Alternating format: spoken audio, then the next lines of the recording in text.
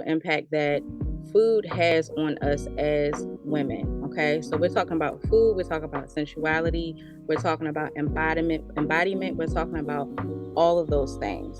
So when you think about marketing, right? Everything is marketed to us, everything from the head to toe. Every time things are marketed to us, usually it includes some type of food. If it includes food, it includes some type of sexual energy, right? Sexual energy or sensual energy. You may see a European woman with, a burger. I think that was a big thing in the early 2000s. Or you may see someone sensually eating fruit and all of these different things. At the same time, there's also a lot of scrutiny, a lot of judgment about what we eat, right? And then there's also, honestly, the paranoia of what's in the foods that we eat, because we all know there's a lot going on in the food industry, right? So, as women, we are constantly saturated with worrying about food and how and also mainly how it is going to affect our bodies. And so when you have those key factors that are you're constantly thinking about them, you're constantly worried about them, you may even be confused, you don't know what's what. That is sending a signal to our bodies to absorb our food in the same manner, right? And so we're in this fast-paced lifestyle living here in the States, and everything has to be fast. You have to eat fast, you have to do this fast, you have to hurry up and get out the door fast, you have to drive to work fast. Even if you're not going to work, everything is just fast. And sometimes we may not even really be able to enjoy our food. So we have all of these things that are affecting this aspect of our lives, but it is still causing a disconnect when it comes to us being able to be sensual in our bodies, for us to simply be present. Okay.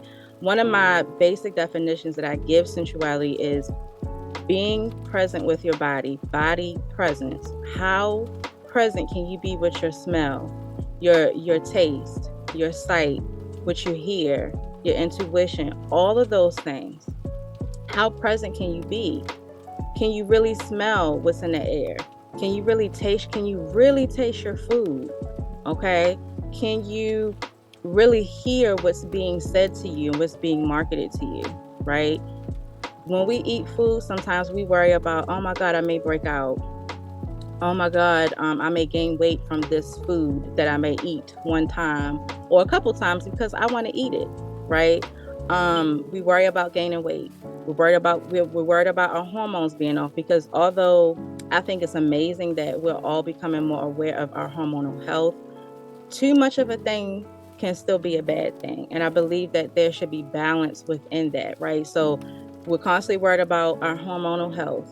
Okay, is what I'm eating going to throw off my hormones? Okay, I have to be more present, right, with the ingredients of anything that I consume, even, unless it's like a fruit or something like that. And even with that, you got to watch the barcode, and Bill Gates is doing this, and it's so much. So imagine eating with that energy in mind and how that is translating into the body.